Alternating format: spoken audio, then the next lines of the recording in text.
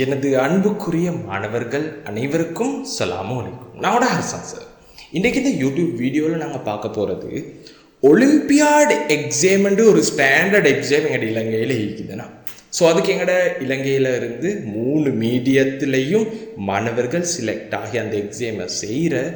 ஆனால் எனக்கு தெரிஞ்சு நிறைய தமிழ் மீடியம் மாணவர்கள் என்கிட்ட கேட்ட விஷயம், சார் ஒலிம்பியாட் எக்ஸாமுக்கு தயார்படுத்தி தாங்க உண்டு, என்னால் எனக்கு இருக்கக்கூடிய ஷெடியூலில் அதுக்குண்டு ஸ்பெஷல் கிளாஸ் ஒன்று செஞ்சு கொள்ள இயலாதுன்ற காரணத்தால் இனி வரப்போகிற காலத்தில் மாணவர்களுக்கு, தமிழ் மீடியம் மாணவர்களுக்கு குறிப்பாக இந்த யூடியூபினூடாக எக்ஸாமு போகும்போது ஒரு தொடர்ச்சியான சீரியஸ் கேள்வி கொஞ்சத்தை பார்த்துட்டு போனாலே ஒரு ஐடியா கிடைச்சும் எப்படி என்ன எக்ஸாம் செய்யணும், எப்படிப்பட்ட கேள்விகள் வருமென்று.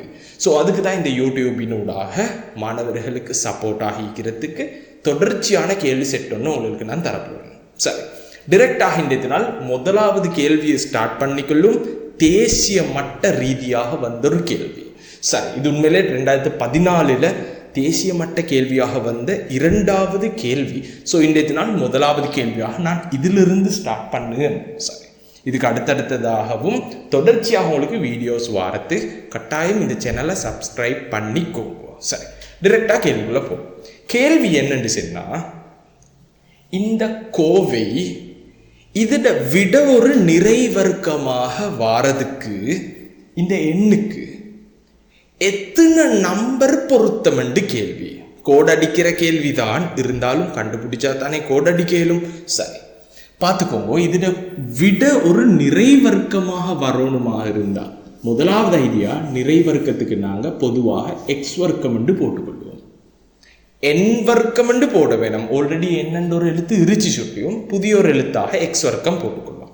அப்போ இதோட விட ஏதோ ஒன்றிட வர்க்கம். இப்போ என்ன சரி ஐடியா ஒன்றை போட்டு இதில் எண்ணுக்கு எத்தனை விடைகள்னு கண்டுபிடிக்கணும். நான் ஒரு குவாலிட்டி மெத்தட் ஒன்று சொல்லித்தாரேன். அதில் இந்த எண்ணுக்கு எந்தெந்த நம்பர் பொருத்தமெண்டும் கண்டுபிடிக்கலும், அந்த நம்பருக்கு ஏற்ற மாதிரி இந்த இடத்துக்கு என்ன விட வருமெண்டும் கண்டுபிடிக்கலும் நான் சொல்லித்தாரேன். கவனிங்க. முதலாவது இந்த இடது பக்கம் ஈக்கிற கோவையை காரணிப்படுத்தலுமோன்னு பாருங்க. காரணிப்படுத்தினா எங்களுக்கு விடைகளை கண்டுபிடிக்கிறதுக்கு 99 வந்த காரணத்தால் எங்களுக்கு இந்த கோவை காரணிப்படுத்த முடியாது. காரணம் 99 முதன்மை எண். ஸோ 1 தர 91 மட்டும்தான். ஸோ இந்த இடத்துல 92 ஒரு நம்பர் வந்திருந்தால் ஓகே, அப்படி இல்லாட்டி 92 வந்திருந்தால் ஓகே. ஸோ சம்பந்தம் இல்லை. ஸோ காரணிப்படுத்த இயலாது. ஒரு ஐடியாக்காக சென்றது. அப்போ இதை உடைக்கணும். எப்படி உடைக்கணும்? 10, 9 நம்பர் இதுவும் முதன்மை எண் மாதிரி என்ன. ஸோ இது உண்மையிலே முதன்மை எண் தான். ஸோ இதை 10, 9 எங்களுக்கு உடைச்சா அந்த 10, 9 பெருக்கப்பட்ட 90 வருமனா விளங்கினா. அப்போ இதை நாங்கள் 90 சக 1 உடைச்சோம். அப்போ என் டைம் வர்றது எண் வர்க்கம் கழித்தல் 19 எண், இந்த இடத்துல சக 90, அதோட சக 1, 90 ஒன்றும் சேர்ந்து தானே 91 சமன் யாருக்குன்னு கேட்டால் எக்ஸ் வர்க்கம். இப்போ இந்த 90 தானே இன்சைடுக்கு தேவை. அப்போ என் சக 1 அங்கேக்கு அனுப்புவோம், அது கழித்தல் 1 மாறும். அப்போ இடது பக்கம் மீதது என் வர்க்கம் கழித்தல் 19 எண் சக 90 சமன் எக்ஸ் வர்க்கம். இந்த சக 1 அங்கே போனால் கழித்தல் 1 மாறுங்க. இதுவரைக்காட்டையும் தெளிவாக விளங்கினேன் உங்களுக்கு. இதுக்கு அடுத்த ஸ்டெப் காரணிப்படுத்தும். காரணிப்படுத்தல இவரை கண்டா உங்களுக்கு ஐடியா வார இந்த 1 வர்க்கம் என்று கூட போட. அப்போ வலது பக்கத்திட விட எங்களுக்கு டிரெக்டாக 2 பிராக்கெட்டிட விடையாக எழுதி வேணும். எக்ஸாக 1 எக்ஸாய 1 அதை மாற்றி எழுதினது பிரச்சனை இல்லை.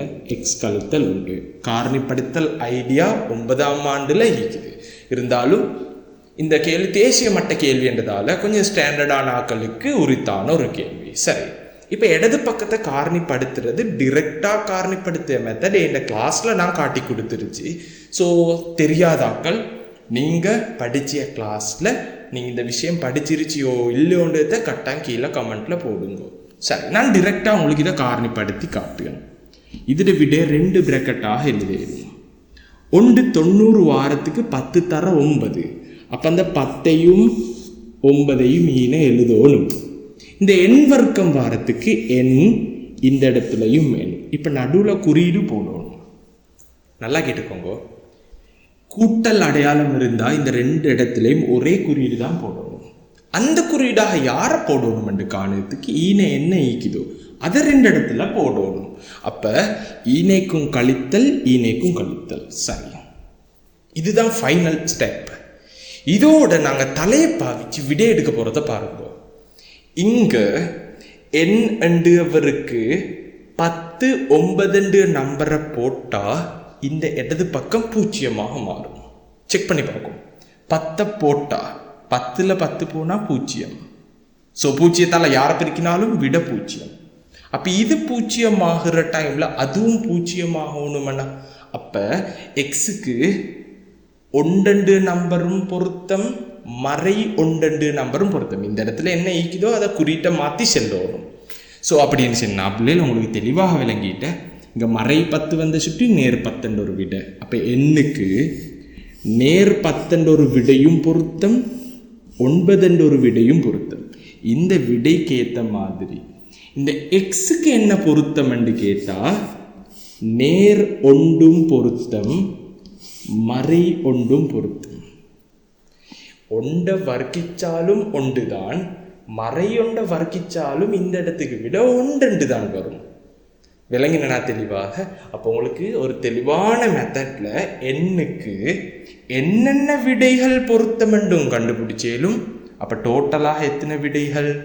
2 விடைகள் தான் எண்ணுக்கு பொருத்தம். வேற எந்த நம்பரும் பொருத்தம் இல்லை. ஸோ ஒரு தெளிவான மெத்தடில் உங்களுக்கு ஒலிம்பியாட் எக்ஸாமுக்குரிய கேள்வி பேப்பருக்குள்ள வந்த ஒரு ஸ்டாண்டர்ட் கேள்வி ஒன்று நான் உங்களுக்கு இப்போ விளங்கப்படுத்தினேன். இதே போல் இதை விடவும் கஷ்டமான கேள்விகளும் இதுக்கு அடுத்ததாக Q1, 2, 3 என்று சொல்லி உங்களுக்கு தொடர்ச்சியாக இதே யூடியூப் சேனலில் உங்களுக்கு பார்க்கக்கூடியதாக இருக்கும். இதில் ஸ்பெஷல் என்னென்னு கேட்டால் இது தமிழ் மீடியம் மாணவர்களுக்கு ஸ்பெஷலாக நான் அரேஞ்ச் பண்ணினது. மற்ற மீடியம் மாணவர்களுக்கு எத்தனையோ வழிகள் இருக்குது நான் படிக்கிறதுக்கு. ஸோ தமிழ் மீடியம் மாணவர்களுக்கு இந்த சேனலினூடாக தரம் 3ல் இருந்து 11 வரை காட்டியும் என் கிளாஸஸும் நடக்குது. விருப்பமான ஆக்கள் ஜாயின் ஆகிக்கொள்ளையிலும் ஃபன்னாக இன்ட்ரெஸ்டோடு ஸ்டாண்டர்டாக நாங்கள் படித்து கொண்டு இருந்துச்சு. அதே நேரம் உங்களுக்கு ஒலிம்பியாட் போல் பெரிய ஸ்டாண்டர்ட் எக்ஸாமுகளுக்கும் என் சேனலினூடாக உங்களுக்கு நான் ஃபுல் சப்போர்ட்டையும் நான் தாரேன். கட்டாயம் புதுசாக இந்த சேனலுக்கு வந்தாக்கள் சப்ஸ்கிரைப் பண்ணிக்கோங்க.